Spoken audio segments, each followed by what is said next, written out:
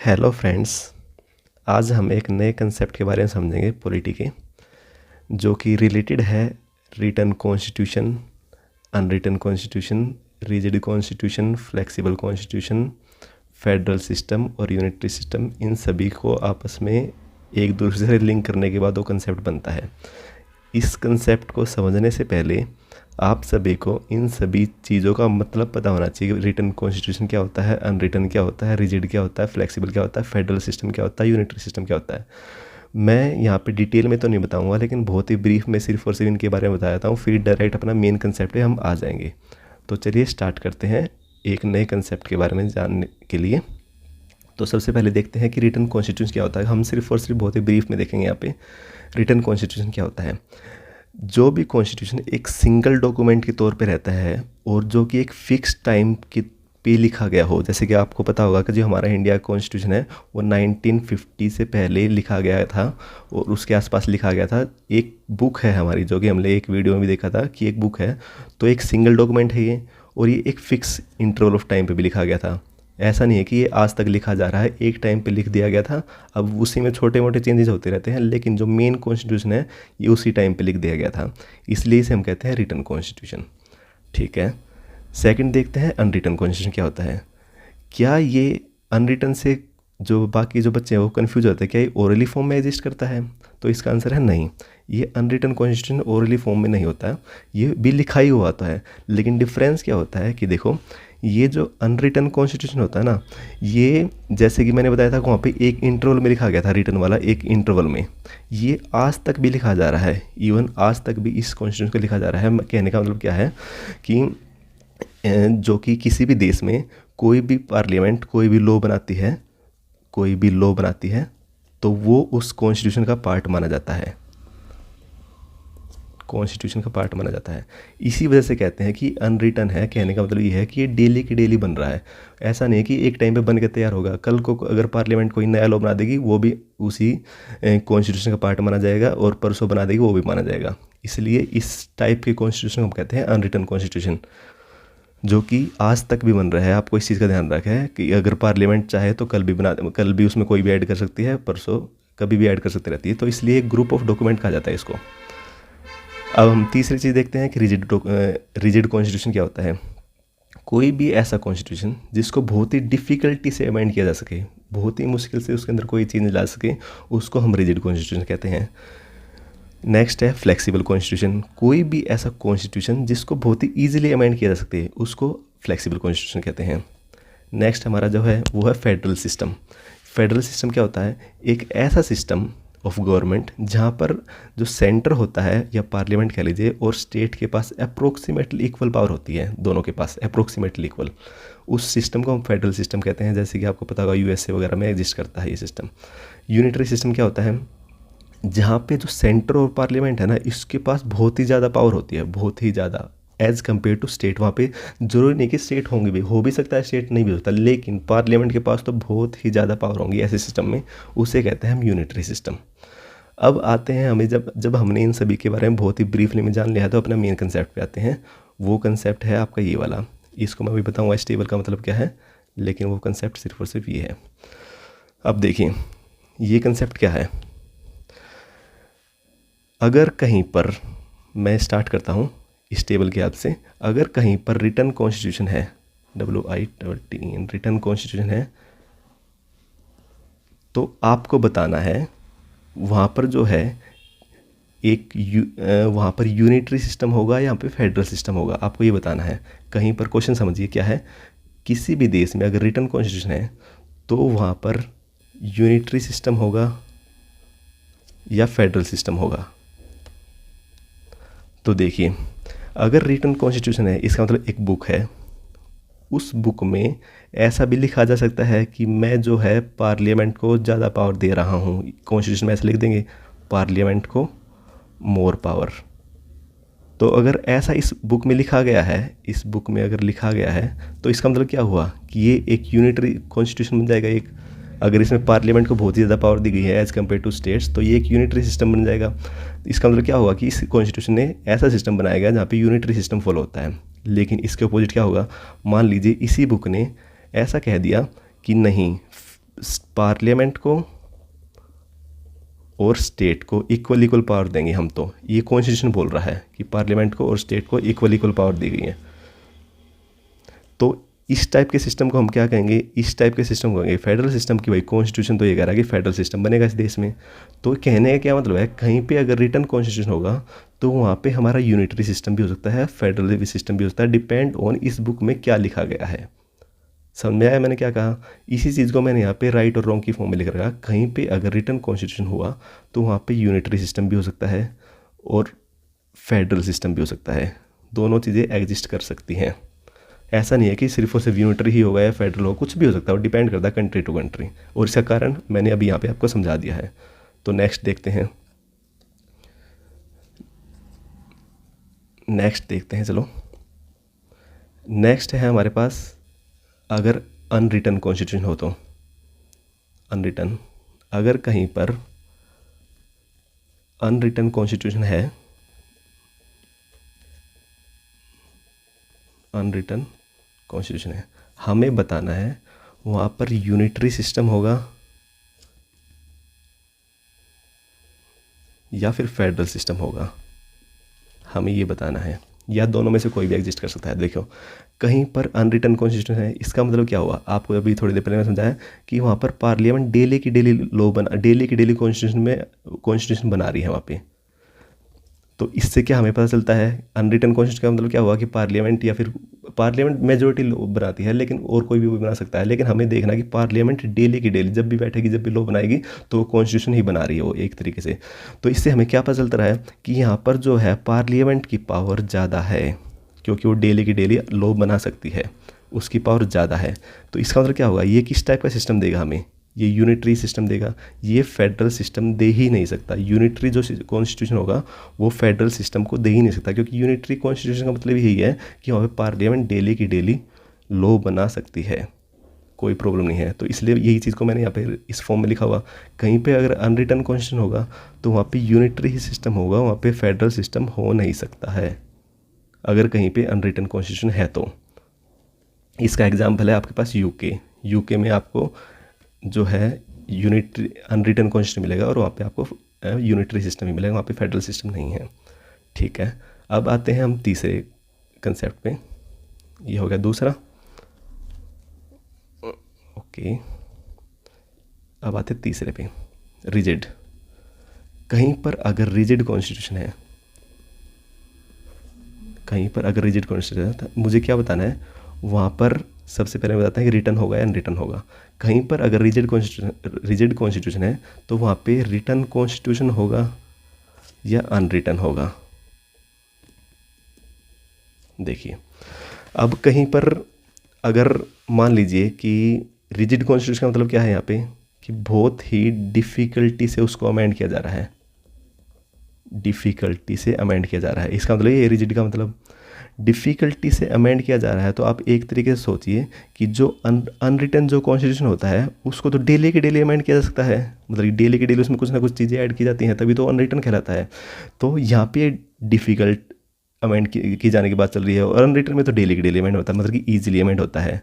तो इससे हमें क्या पता चलता है कि जो रिजिड कॉन्स्टिट्यूशन होगा वो सिर्फ और सिर्फ रिटन हो सकता है, वो अनरिटन हो ही नहीं सकता है। समझे मेरी बात को, मैंने क्या कहा? तो इसी चीज़ को मैंने यहाँ पे लिख रखा कि जो रिजिड कॉन्स्टिट्यूशन होगा वो रिटन ही होगा, वो अनरिटन हो ही नहीं सकता है। अब इसी में चेक करते हैं यूनिटरी होगा या फेडरल होगा।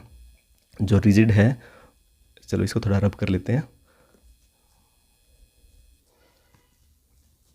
जो यूनिटरी है, सॉरी जो रिजिड है वो यूनिटरी होगा या फेडरल होगा। वहाँ पे यूनिटरी जो कॉन्स्टिट्यूशन है उसने यूनिटरी सिस्टम प्रोवाइड कर रखा है, फेडरल प्रोवाइड कर रखा है। देखिए अब रिजिड है मतलब कि डिफ़िकल्ट टू अमेंड है, difficult to amend.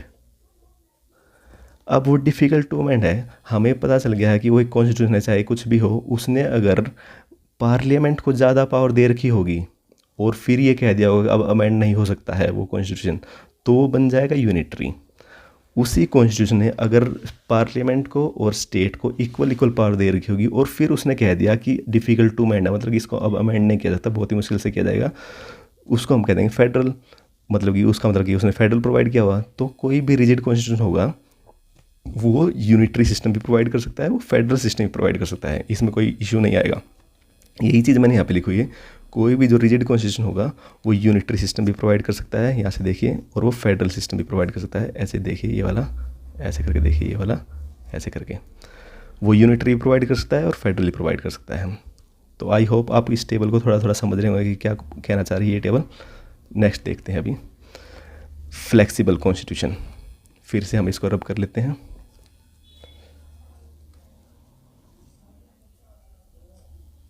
Flexible constitution, अगर कहीं पे फ्लेक्सिबल कॉन्स्टिट्यूशन है तो हमें बताना है, पहला क्वेश्चन हमें बताना है कि वहाँ पे रिटर्न होगा या अनरिटर्न होगा। कॉन्स्टिट्यूशन वहाँ पे रिटर्न हो सकता है या अनरिटर्न हो सकता है, अनरिटर्न। तो देखिए कहीं पे फ्लेक्सिबल है, इसका मतलब क्या हुआ कि ईजिली अमेंड हो सकता है, ईजिली अमेंड हो सकता है। अब ऐसा भी हो सकता है कि वो जो कॉन्स्टिट्यूशन है वो लिखा गया हो, रिटर्न हो मतलब कि, और उसमें खुद ही लिखा गया है कि मुझे ईजिली अमेंड किया जा सकता है, मुझे ईजिली अमेंड किया जा सकता है, इस कॉन्स्टिट्यूशन में खुद ही लिखा है। तो कहने का क्या मतलब है कि ये फ्लेक्सिबल कॉन्स्टिट्यूशन है और ये रिटर्न भी है, रिटर्न भी हो सकता है।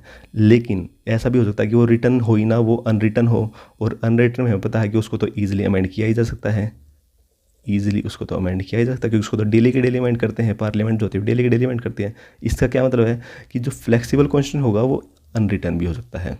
तो अगर कहीं पे फ्लेक्सिबल कॉन्स्टिट्यूशन है, इसका मतलब वहाँ पे रिटर्न कॉन्स्टिट्यूशन भी हो सकता है और अनरिटर्न भी हो सकता है। और यही चीज़ मैंने यहाँ पे लिखी है, कहीं पे अगर फ्लेक्सिबल कॉन्स्टिट्यूशन होगा तो वहाँ पे रिटर्न भी हो सकता है, वहाँ पे अनरिटर्न भी हो सकता है। अब नेक्स्ट क्वेश्चन पे चलते हैं। अगर कहीं पे फेडरल फ्लेक्सिबल कॉन्स्टिट्यूशन है तो वहाँ पर यूनिटरी सिस्टम होगा या फेडरल सिस्टम होगा, इस क्वेश्चन पे चलते हैं। वहाँ पर यूनिटरी सिस्टम होगा या फेडरल सिस्टम होगा। तो देखिए कहीं पर फ्लेक्सिबल कॉन्स्टिट्यूशन है, इसका मतलब उसको ईजिली अमेंड किया जा सकता है, AMEND, ईजिली अगर उसको अमेंड किया जा सकता है तो आप देखिए इससे क्या शो कर रहा है कि यहाँ पर ईजिली अमेंड कौन करेगा। पहली बात तो ये देखिए वो करेगी पार्लियामेंट, ऑब्वियस सी बात है। तो पार्लियामेंट अगर उसको अमेंड कर सकती है, ईजिली अमेंड करती है, ये क्या शो कर रहा है कि वहाँ पर जो है पार्लियामेंट के पास ज़्यादा पावर है, मोर पावर है। और जैसे ही मैंने आपको बताया कि जहाँ पे पार्लियामेंट के पास ज़्यादा पावर हो जाती है और स्टेट के पास कम पावर हो जाती है, स्टेट होती भी नहीं है, तो उस सिस्टम को हम कहते हैं यूनिटरी सिस्टम। तो इस ये क्या शो कर रहा है कि जहाँ पे भी फ्लेक्सिबल कॉन्स्टिट्यूशन होगा वहाँ पे यूनिटरी ही होगा, वहाँ पे फेडरल हो ही नहीं सकता है।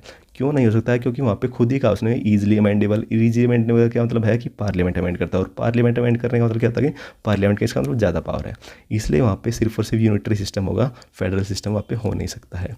यही चीज़ मैंने यहाँ पे लिखी हुई है कि जहाँ पे फ्लेक्सिबल होगा वहाँ पे यूनिटरी सिस्टम होगा, वहाँ पे फेडरल सिस्टम हो ही नहीं सकता है। तो अब देखिए, अब फिर से मैं आपको इसको जो टेबल है इसको समझाने की कोशिश करता हूँ। थोड़ा बहुत अभी पहले मैंने एक्सप्लेन किया है, अब इसको मैं किस फॉर्म में ये लिखी हुई है इसको बता देता हूँ मैं। वैसे चेक कर, अब हम इस तरीके से भी चेक कर सकते हैं, कहीं पे यूनिटरी है तो वहाँ पे रिटर्न कॉन्स्टिट्यूशन होगा या अनरिटर्न होगा, लेकिन ये चीज़ तो हमारे पास ऑलरेडी लिख के आ चुकी है, तो हम इसको चेक करने की भी जरूरत नहीं है। लेकिन अब आप कहोगे तो मैं इसको चेक करके भी दिखा दूंगा कि कहीं पर यूनिटरी सिस्टम है तो वहाँ पर रिटर्न होगा या अनरिटर्न होगा, लेकिन इसका आंसर जो आपके सामने खुद ही आ चुका है कि वहाँ पर रिटर्न भी हो सकता है, अनरिटर्न भी हो सकता है। वहाँ पर रिजिड होगा, अगर कहीं पर यूनिटरी है तो वहाँ पर रिजिड होगा या फ्लेक्सिबल होगा, हमारे पास आंसर आ चुका है, वहाँ पर रिजिड भी हो सकता है, फ्लेक्सिबल भी हो सकता है। कहीं पर फेडरल सिस्टम है वहाँ पर रिटर्न कॉन्स्टिट्यूशन होगा या अनरिटर्न होगा, तो आंसर आया हमारे पे वहाँ पे फेडरल। अगर कहीं पे सिस्टम है तो वहाँ पे रिटर्न होगा, वहाँ पे अनरिटर्न नहीं होगा। चलो मैं इसको एक बार बता देता हूँ, आपको इसको एक्सप्लेन कर देता हूँ इस वाले पॉइंट को। ये देखिए क्वेश्चन क्या है कि कहीं पे फेडरल सिस्टम है, FEDER फेडरल सिस्टम है, तो हमें बताना है कि वहाँ पे जो है रिटर्न कॉन्स्टिट्यूशन होगा या अनरिटर्न होगा। वैसे हमने जब रिटर्न और अनरिटर्न के बारे में चेक किया तो हमारा आंसर ऑलरेडी आ चुका है कि वहाँ पे ये राइट आया था और यहाँ पे रॉन्ग आया था, फिर भी हम इसको दोबारा चेक कर रहे हैं। अब हम हॉरिजॉन्टली चेक कर रहे हैं, पहले हमने वर्टिकली चेक किया था, अब हॉरिजॉन्टली चेक करते हैं ताकि वेरीफाई दोबारा हो जाए। देखिए कहीं पर फेडरल सिस्टम है, इसका मतलब क्या है, सेंटर और स्टेट को इक्वल पावर है, सेंटर और स्टेट को इक्वल पावर है, सेंटर का मतलब पार्लियामेंट भी हम कह सकते हैं, पार्लियामेंट और स्टेट को इक्वल पावर है। अब हमें पता है कि जो अनरिटन कॉन्स्टिट्यूशन होता है वहाँ पे तो डेली की डेली अमेंडमेंट होती है और डेली की डेली पार्लियामेंट अमेंड करती है। तो हमें पता है कि वहाँ पे पार्लियामेंट के पास ज़्यादा पावर है। तो अगर पार्लियामेंट के पास ज़्यादा पावर है तो जो अनरिटन कॉन्स्टिट्यूशन है ये फेडरल मतलब जो फेडरल सिस्टम होगा वहाँ पे अनरिटन कॉन्स्टिट्यूशन हो ही नहीं सकता है। समझ में आया? वहाँ पे सिर्फ और सिर्फ रिटन ही कॉन्स्टिट्यूशन होगा और कोई सा कॉन्स्टिट्यूशन हो ही नहीं सकता है। एक मिनट, ठीक है। तो ये क्लियर हो चुका है, जहाँ पे फेडरल सिस्टम होगा वहाँ पर रिटन कॉन्स्टिट्यूशन होगा, वहाँ पे अनरिटन कॉन्स्टिट्यूशन नहीं होगा। और यही बात को मैंने यहाँ पे लिख रखा है, जहाँ पे भी फेडरल सिस्टम होगा, देखिए जहाँ पे भी फेडरल सिस्टम होगा वहाँ पर रिटन कॉन्स्टिट्यूशन ही हो सकता है, वहाँ पे अनरिटन कॉन्स्टिट्यूशन नहीं हो सकता। सिमिलर तरीके से जहाँ पे फेडरल सिस्टम होगा वहाँ पे रिजिड कॉन्स्टिट्यूशन होगा, वहाँ पे फ्लेक्सिबल कॉन्स्टिट्यूशन नहीं हो सकता। अगर आपको इसको भी अगर कहोगे तो मैं इसको भी प्रूफ करके दिखा सकता हूँ, लेकिन हमें प्रूफ करने की ज़रूरत नहीं है। जब हमारे सामने इतनी ईजी टेबल अगर हमारे पास एग्जिस्ट कर रही है तो अब हमें सिर्फ और सिर्फ इसी टेबल की हेल्प करनी है और इस टेबल की हेल्प से हम बहुत ही सारे क्वेश्चन सॉल्व कर सकते हैं। तो आपको टेबल को रीड करना आना चाहिए कि टेबल को रीड कैसे करेंगे। ये हमारे पास फीचर्स हैं, FEATURES फीचर्स हैं हमारे पास किसी भी टाइप के कॉन्स्टिट्यूशन के या सिस्टम के। तो हम इसको रीड कैसे करेंगे? हम इसको रीड ऐसे करेंगे, कहीं पे भी अगर रिजिड कॉन्स्टिट्यूशन है इसका मतलब वहाँ पे रिटन कॉन्स्टिट्यूशन भी हो सकता है, वहाँ पे अनरिटन कॉन्स्टिट्यूशन नहीं हो सकता, वहाँ पे यूनिटरी सिस्टम हो सकता है, वहाँ पे फेडरल सिस्टम हो सकता है। कहीं पर अगर फ्लेक्सिबल सिस्टम है तो वहाँ पर रिटन कॉन्स्टिट्यूशन हो सकता है, वहाँ पे अनरिटन भी हो सकता है, वहाँ पे यूनिटरी सिस्टम हो सकता है, लेकिन वहाँ पे फेडरल सिस्टम नहीं हो सकता। ठीक है। और इसको इसी तरीके से रीड करें, कहीं पे रिटन कॉन्स्टिट्यूशन है वहाँ पे यूनिटरी भी हो सकता है, वहाँ पे फेडरल भी हो सकता है। कहीं पे अनरिटन कॉन्स्टिट्यूशन है तो वहाँ पे यूनिटरी हो सकता है लेकिन फेडरल नहीं हो सकता। तो इस टेबल को इस तरीके से रीड करेंगे और मैंने आपको हर किसी का प्रूफ भी करके दिखा दिया है। तो चलिए अब इससे रिलेटेड कोई क्वेश्चन सोल्व करते हैं। चलो देखिए, सबसे पहला क्वेश्चन, ये दो क्वेश्चन मैंने साइड बाय साइड लिख रही है क्योंकि आपको इन दोनों में डिफरेंस पता चलना चाहिए कि दोनों में डिफरेंस क्या है। जो पहला क्वेश्चन है वो क्या कह रहा है, देखिए ये कह रहा है विच of the following could be the features of federal system. Federal system के क्या क्या फीचर्स हो सकते हैं इन सभी में से। और ये वाला क्वेश्चन क्या कह रहा है, if in a country federal system is present then which of the following are the mandatory reason behind that. आपको हर किसी को ये वाला क्वेश्चन तो ये वाला क्वेश्चन तो इजीली समझ में आ गया होगा। जो पहला क्वेश्चन है ये तो आपको इजीली समझ में आ गया होगा, लेकिन दूसरे क्वेश्चन को समझने में आपको थोड़ी सी डिफिकल्टी हो रही होगी। इसलिए मैं इस क्वेश्चन को थोड़ा सा और एलेबोरेट कर देता हूँ कि ये क्या ना क्या चाह रहा है। आपको पहले क्वेश्चन में तो कोई डाउट होगा ही नहीं। पहला क्वेश्चन तो सिर्फ और सिंपली ये कह रहा है विच of the following could be the features of federal system. कहीं पर फेडरल सिस्टम है तो हमें बताना उसमें क्या क्या फीचर्स हो सकते हैं। क्या रिटन कॉन्स्टिट्यूशन हो सकता है, अनरिटन हो सकता है, रिजिड हो सकता है, फ्लेक्सिबल हो सकता है, more than one type of question है, मतलब इसका हमें कॉम्बिनेशन बिठाना क्या क्या हो सकता है क्या क्या नहीं हो सकता। सिंपल है। दूसरा क्वेश्चन जो है ना वो ये कह रहा है कि कहीं पर फेडरल सिस्टम है तो वो जो फेडरल सिस्टम बना है वो किस कारण से बना है, हमें बताना कि मैंडेटरी रीजन क्या है, वो किस कारण से बना है। क्या वहाँ पे रिटन कॉन्स्टिट्यूशन था इसलिए वहाँ पे फेडरल बना है, क्या वहाँ पे अनरिटन कॉन्स्टिट्यूशन था इसलिए फेडरल बना है, क्या वहाँ पे रिजिड कॉन्स्टिट्यूशन था इसलिए फेडरल बना है, क्या वहाँ पे फ्लेक्सिबल कॉन्स्टिट्यूशन था इसलिए फेडरल बना है, या इन सभी में तो दो तीन ऑप्शन और ज़्यादा चूज हो सकते हैं कि भाई इसकी वजह से ही बना है और इसकी वजह से बना है। मैं सिर्फ एग्जांपल दे रहा हूँ, मैं प्रूफ करके नहीं दिखा रहा कि हमें सिर्फ बताना है कि वो किसकी वजह से जो है ना इन चारों ऑप्शनों में से किस ऑप्शन की वजह से वो जो है सिस्टम जो है फेडरल बना है, फेडरल सिस्टम बना है। इसको मैं एक तरीके से और कह सकता हूँ कि इन चारों ऑप्शन में से किस कारण की वजह से वहाँ पे सिस्टम जो है फेडरल बना है लेकिन यूनिटरी नहीं बना। समझ रहे मैं क्या कहना चाह रहा हूँ कि ये खुद ही कह रहा है क्वेश्चन की फेडरल सिस्टम प्रेजेंट होना। इसका मतलब क्या है कि उस ऑप्शन ने हमें सिर्फ और सिर्फ फेडरल सिस्टम दिया है ना कि यूनिटरी। उस ऑप्शन ने हमें सिर्फ और सिर्फ फेडरल ऑप्शन दिया है ना कि यूनिटरी। तो हम इसको एक एक करके ऑप्शनों को चेक कर लेंगे। तो जब हम इस क्वेश्चन को आएंगे तो हम इसको समझ लेंगे, लेकिन पहले आप इस वीडियो को पॉज करके इन दोनों क्वेश्चनों के बीच में डिफरेंस समझना, तो ही आपको ज़्यादा क्लैरिटी आएगी कि ये दो क्वेश्चन सेम नहीं है, दो क्वेश्चन अलग अलग टाइप के क्वेश्चन हैं। तो आइए पहले क्वेश्चन को सोल्व करते हैं। सबसे पहले पहला क्वेश्चन क्या कहता है, विच of the following could be the features of federal system. तो हमें वैसे तो हम चाहें तो फेडरल सिस्टम को माइंड में रख के भी सोल्व कर सकते हैं, लेकिन जब हमने टेबल को हेल्प से अगर हम करना चाहें तो इसको बहुत ही ईजिली सोल्व कर सकते हैं हमने अगर टेबल के कंसेप्ट को समझा है। तो देखिए,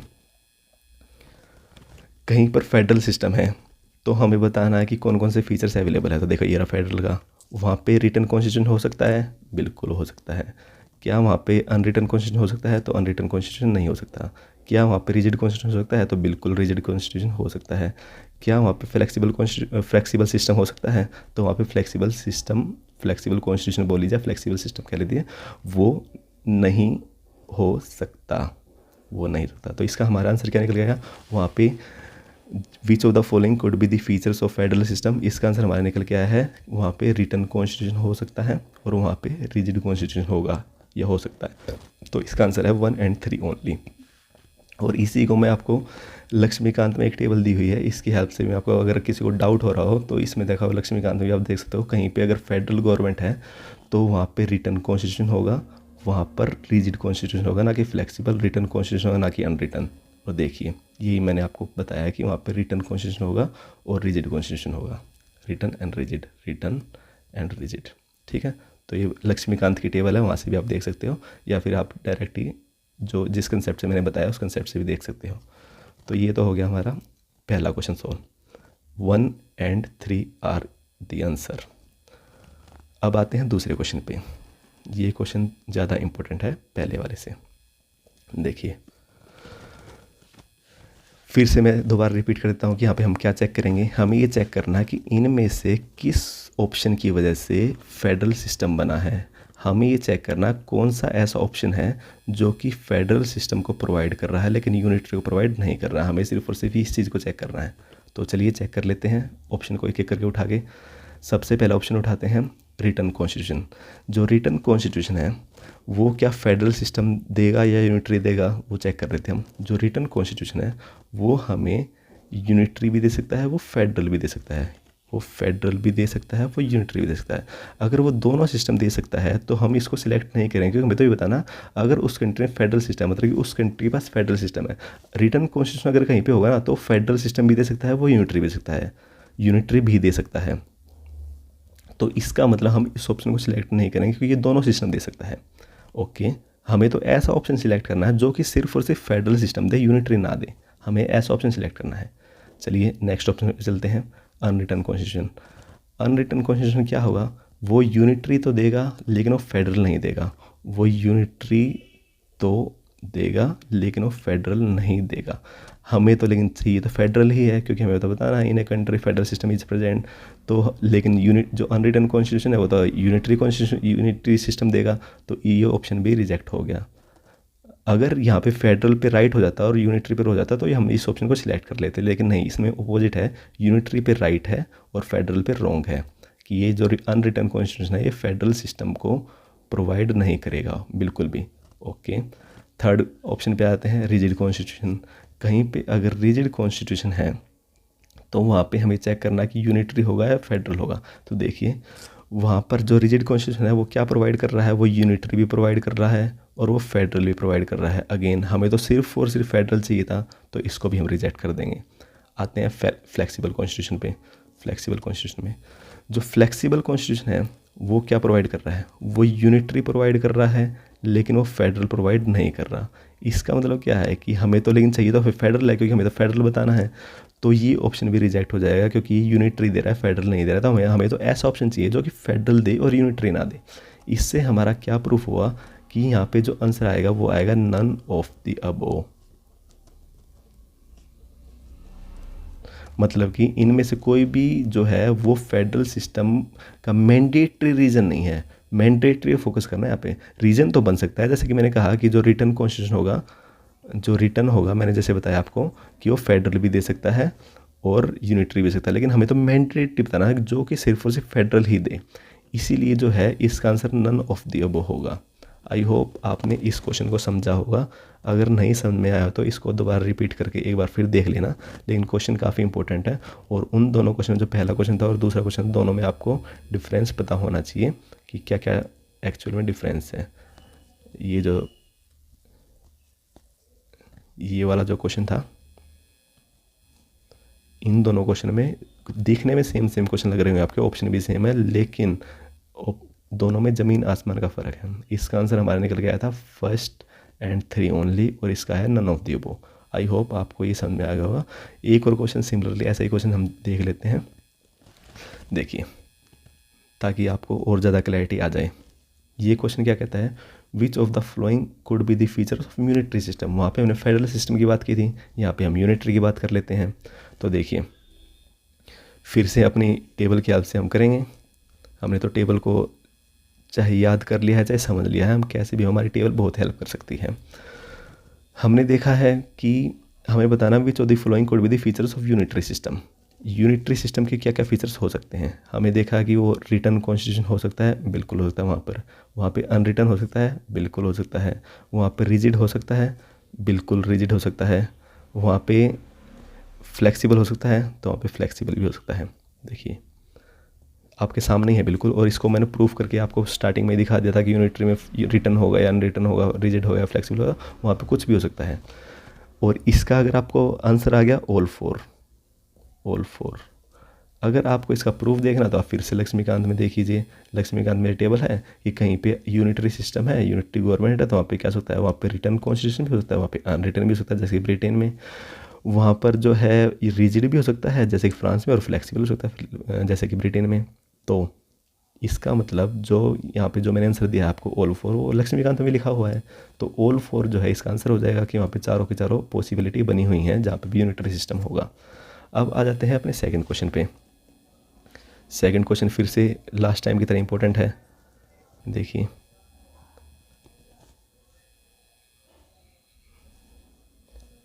एक मिनट, चलिए देखिए फिर से, in a country, if in a country unitary system is present then which of the following are the mandatory reason. जैसे कि लास्ट क्वेश्चन बताया था कि मैंडेटरी रीजन बताना है। मैंडेटरी का मतलब क्या है कि इन ऑप्शनों में से ऐसा कौन सा ऑप्शन है जो कि सिर्फ और सिर्फ यूनिटरी सिस्टम दे रहा है, सिर्फ और सिर्फ यूनिटरी दे रहा है और फेडरल सिस्टम नहीं दे रहा है। हमें ऐसा सिस्टम चाहिए है, क्योंकि मैंडेटरी रीजन बताना हमें। तो फिर से हम एक एक करके ऑप्शनों को चेक करेंगे यहाँ पे। चलिए चेक करते हैं। कहीं पे अगर रिटर्न कॉन्स्टिट्यूशन है तो वो क्या देगा। अगर कहीं पे रिटर्न कॉन्स्टिट्यूशन है तो वो, देखिए ये रहा रिटर्न कॉन्स्टिट्यूशन, वो यूनिटरी भी देगा, फेडरल भी देगा, वो यूनिटरी भी देगा और फेडरल भी देगा। तो इस ऑप्शन को हम रिजेक्ट कर देंगे, क्योंकि हमें तो सिर्फ और सिर्फ यूनिटरी चाहिए, सिर्फ और सिर्फ फेडरल नहीं चाहिए हमें। और मैंडेटरी रीजन तभी कहलाएगा वो, तब वो यूनिटरी देगा और फेडरल नहीं देगा। ओके, सेकंड ऑप्शन को चेक करते हैं, अनरिटन कॉन्स्टिट्यूशन। अनरिटन कॉन्स्टिट्यूशन को चेक करते हैं। अनरिटन कॉन्स्टिट्यूशन यूनिटरी देगा और फेडरल नहीं देगा, यूनिटरी को देगा और फेडरल नहीं देगा। और हमें इसी चीज़ की आवश्यकता थी कि जो यूनिटरी दे और फेडरल ना दे, क्योंकि हमें यूनिटरी सिस्टम के बारे में पता करना है। तो इस ऑप्शन को हम सिलेक्ट कर लेंगे। ओके, तीसरे ऑप्शन पे आते हैं, रिजिड को चेक कर लेते हैं एक बार। रिजिड कॉन्स्टिट्यूशन यूनिटरी देगा या फेडरल देगा, यूनिटरी देगा या फेडरल देगा। देखिए वो यूनिटरी भी देगा और फेडरल भी देगा, फेडरल भी हो सकता है वहाँ पे। तो फिर से वही, हमें तो सिर्फ और सिर्फ ऐसा चाहिए कि जो सिर्फ और सिर्फ यूनिटरी सिस्टम दे रहा है कि फेडरल, तो इसको भी हम रिजेक्ट कर देंगे क्योंकि ये दोनों दे रहा है। फिर चेक करते हैं फ्लेक्सिबल। फ्लेक्सिबल क्या यूनिटरी देगा या फेडरल देगा। ये जो है यूनिटरी को दे रहा है, ऐसा मतलब कहीं पे फ्लेक्सिबल कॉन्स्टिट्यूशन होगा तो वहाँ पे यूनिटरी सिस्टम एग्जिस्ट करेगा, लेकिन फेडरल सिस्टम एग्जिस्ट नहीं करेगा। और हमें यही सी की आवश्यकता थी, इसी ऑप्शन की आवश्यकता थी कि जहाँ पे यूनिटरी सिस्टम हो, मतलब यूनिटरी हो और फेडरल ना हो। तो इसको भी हम सिलेक्ट कर लेंगे। तो इसका आंसर क्या निकल के आएगा, ओनली 2 और 4। ठीक है, तो आई होप आपको ये दो क्वेश्चन क्लियर हुए होंगे। इसमें जो सेकंड वाले जो क्वेश्चन थे काफ़ी इंपॉर्टेंट है, बहुत ही डिफ़िकल्टी से इनको समझा जाता है, लेकिन मैंने थोड़ा जितना हो सके मैंने इजी वे में समझाने की कोशिश की है। तो इनका आंसर है ओनली 2 और 4। चलिए, थैंक यू। मेरा जो कंसेप्ट था वो यहीं तक था। Thank you.